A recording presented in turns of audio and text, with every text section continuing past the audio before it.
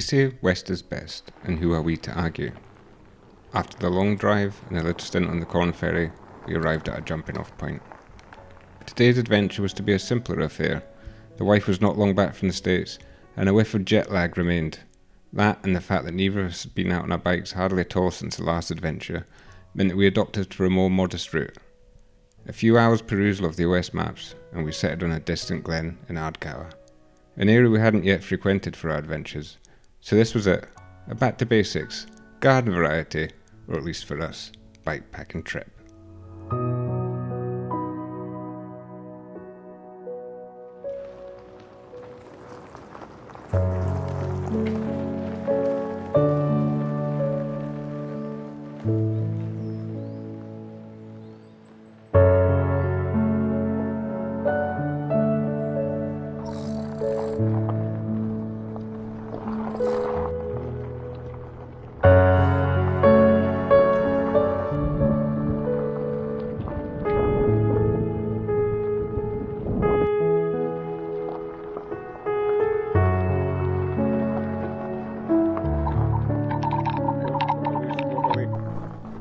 Hi, well this is just glorious.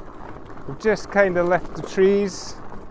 I say that, there's plenty of trees, but beautiful oaks and things down there.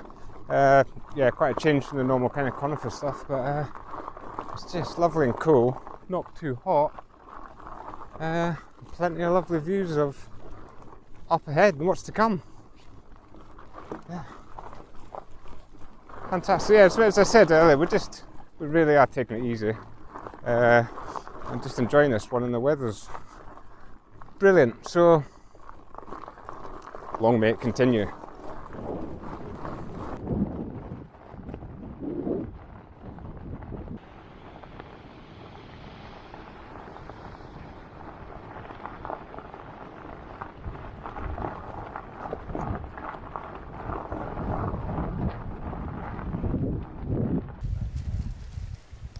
We stopped at this beautiful little spot by the Kona River for a bite to eat and the chance to soak up the fantastic views.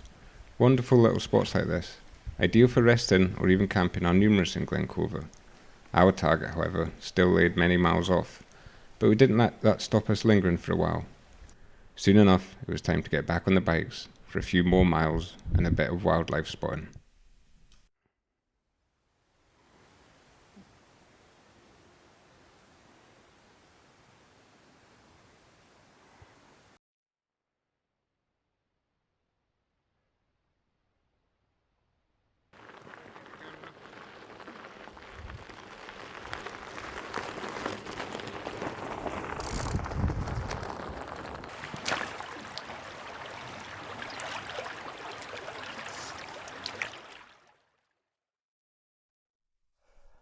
Alright then, well we've got to the top of Glencover, or is it Cover Glen? It seems to be Kona. It's not even Clover at all. Glencona. Yeah, Kona Glen or Glencona, whichever way it is. But the road does actually continue round a little bit further, but not very much more. But we have an option here, which we're going to take, of climbing up over to Bailach into the next glen. Now we're not going to go into the next glen, but we're going to go up to the top of the Bailach, and I don't know if you can see it up there. We'll end up camping somewhere up there. It's not too far. But this is, if you don't know, this is part of the Cape Raft Trail. The first bit of it, to be honest with you, often like day one, and it's a kind of 240, 50, I don't know how many miles from this kind of area all the way up to the lighthouse at Cape Wrath. So yeah, but I haven't seen any walkers. Kind of thought we might seen a couple of Cape Wrathers, but anyway, it's September, so maybe they're all deciding it's not a great idea. But the weather's been cracking. I mean, you can see, and I mean this glen is just beautiful. It's off the charts. It's just what we kind of wanted, really. We wanted an easy one today, or relatively easy. So we've only done, I think, 10 miles or something so far. Yeah. So it's not too much. There will be a bit of a slog up here, but hopefully we'll get the tent up well before dark, because it's about two hours to sunset, I think. The sun's up there now, but we'll get up there in 2 hours surely. So yeah, anyway, right, well, we'll speak to you as we make progress up this hill.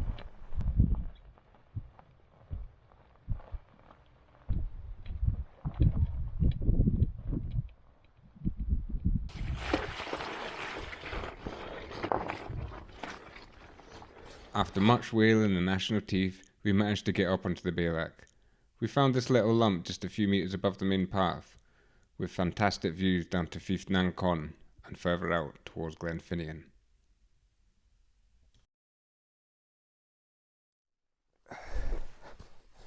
Right, well, I'm quite excited. I know I don't normally focus too much on gear, but I've caught a new bit of kit, and yeah, I'm going to break the rules and yeah, talk about it for a little minute.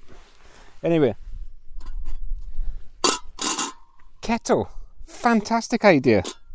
I mean, it's just like, I've never used it, obviously, plainly, but it's just, I mean, it's just so cute. So yeah, let's get it on and see, yeah, let's get that nonsense out of the way and see what it's like. Quite excited. Oh, quite the thing. Right, let's see. Yeah, I mean, we just like boil water, really, let's be honest, 90% of the time. So we don't really need pots and pans and things. So I just thought, kettle. I don't think I've ever been as excited about a kettle before in my whole life. There you go. Brilliant. Let's see how we get on. Look forward to a brew. With the kettle on and dinner on the way, it was time to relax and explore the fantastic views the campsite had to offer.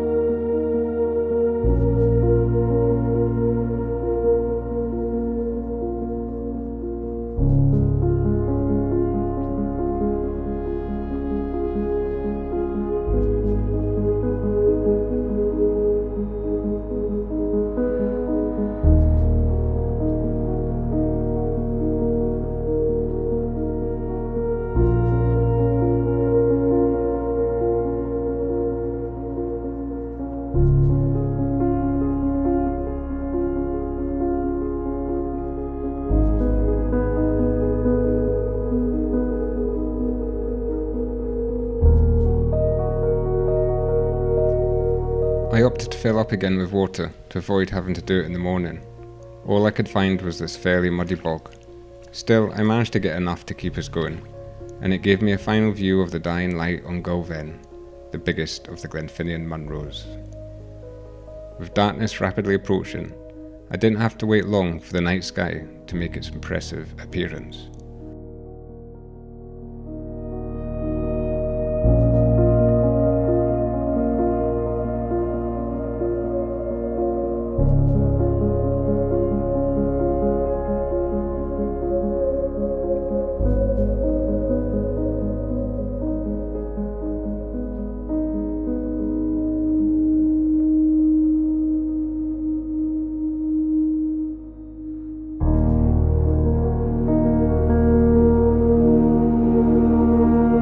Finally the morning came, and with it the wind.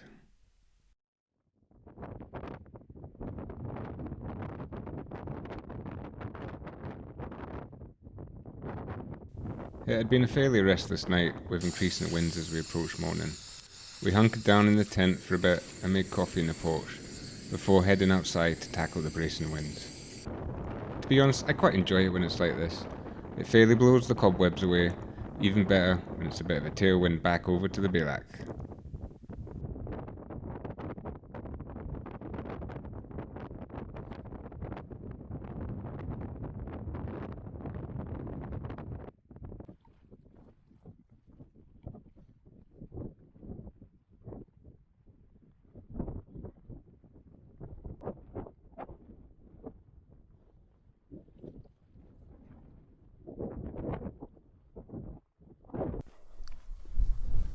Right, well, morning. Oh, sorry. I haven't done a piece of the camera yet. Obviously, it was too windy up there, I think. So we managed to get packed up. We're just heading back down. The weather's not bad. It was a bit. So last night, again, we checked the weather forecast as you do, and Met Office said it was going to be 50-mile-an-hour winds in Glenfinnan, gusts up to 55, and we were above that. And altitude wise and just above Glenfinnan, we could see down to that area, but it wasn't that windy at all. But yeah, we're a bit wary. I mean, MWIS said 30 to 35, and it was more than that. And I measured the windometer this morning, and it was gusting up to about 35, which may not sound like a lot, but it's enough. So we managed to get the tent down. Quite comical. Sort of state of affairs with various people lying on tents whilst the other one packed it away to stop bits blowing away. But yeah, that's the kind of the way you need to manage these things in the wind. So but yeah, back off the hill, back down towards Kona Glen. Definitely not as windy here, just a kind of 10-mile-an-hour kind of thing. But yeah, so back down the hill and off we go.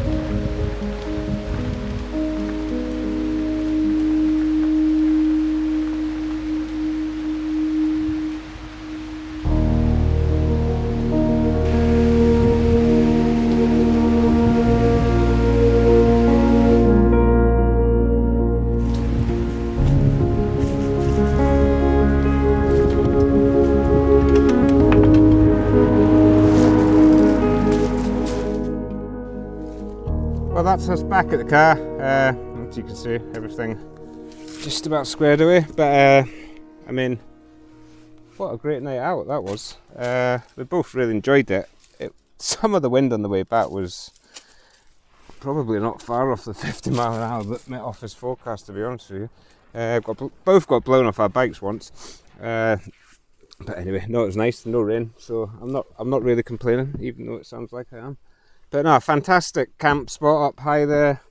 Bit of the Northern Lights last night as well, which was just lovely. Obviously you don't get that every time you're out, far from it, so that was really good as well. Yeah, lovely. A little bit harder than maybe we intended for an easy one. Getting up onto that Baylac was, yeah, it's quite a slog. But still, we enjoyed it. And fairly good outing. A lovely glen here. I mean, quite a lot of trees, quite far the way up. Oak trees, you know, none of this kind of plantation stuff that we're often used to from, you know, we often frequent like Galloway and places like that where it's a lot of it's like that. So no, it's lovely, much more pleasant really on the whole. Yeah, fantastic glen, can't recommend it enough. We did meet a couple of Cape Wrathers in the morning at the bottom of the steep section after we'd come down, so that was good as well, chatting to them for a bit, so fingers crossed they do alright. But yeah, no, brilliant, well chuffed, and I think it's time to go and find something to eat somewhere. Right, well, I hope you enjoyed it, and yeah, join us on the next one. Thank you.